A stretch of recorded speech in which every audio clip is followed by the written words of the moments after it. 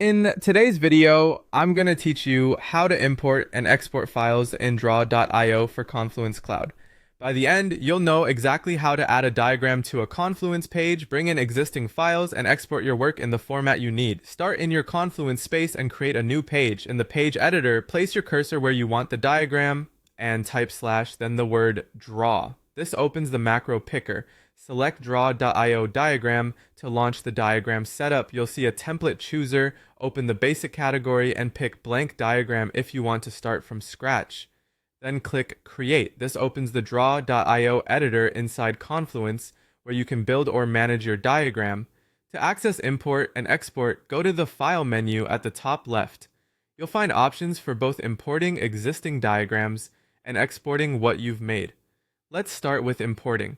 Choose File, then Import From.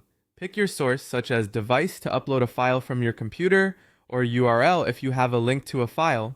Select the file and follow the prompts.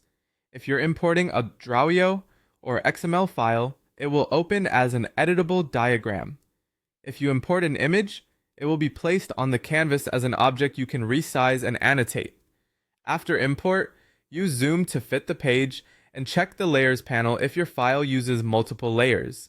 If you see a prompt asking to replace or merge content, choose the option that best fits whether you're starting fresh or adding to the current canvas. When you're ready to export, open File and choose Export As or Download As. Select your preferred format. XML with the .drawio extension preserves full editability and is ideal for backups or moving diagrams between spaces. Image formats like PNG or JPEG are great for static snapshots. You can set resolution, background transparency, and whether to include a border.